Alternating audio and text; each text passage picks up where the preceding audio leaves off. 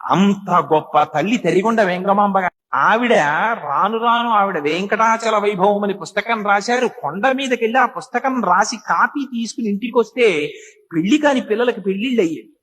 అందుకని ఆవిడ దర్శనానికి వెళ్లే వాళ్ళ సంఖ్య ఎక్కువైపోతే ఆవిడకి ఏకాంతం తగ్గిపోయి వెంకటేశ్వర స్వామి వారిని ప్రార్థన చేస్తే దూరంగా తుంగురు కోన అని ఆ కోనలో తపస్సు చేస్తూ అంతర్ముఖురాలై ఉండేవారు. రాత్రి వేళ సొరంగ మార్గంలో వచ్చి ఆనంద నిలయం మూసేసిన తరువాత ఆ పీఠాన్ని పైకెత్తి వెంకటేశ్వర స్వామి వారి దగ్గరికి వచ్చి పెట్టిన పువ్వులు కొన్ని తీసి కొత్త పుష్పాలు పూజ చేసేవారు ఆవిడ. అర్చకులకు అనుమానం వచ్చింది, రోజు గుడి మూసేసిన తరువాత పువ్వులు మారుతున్నాయి, ఎవరు చేస్తున్నారని. ఆ రోజుల్లో మహంతులు కొంతకాలం తిరుమల క్షేత్రాన్ని పరిపాలించారు. ఒక మహంతు ప్రధాన ద్వారం తలుపులు మూసేసిన తర్వాత లోపల కూర్చున్నారు. ఒక రాత్రి వేళ తరిగొండ వెంగమాంబ గారు దివ్య తేజోమూర్తి అయి ఆ ఫలకాన్ని తొలగించి లోపలికొచ్చి పూజ చేయడం దర్శనం చేశారు.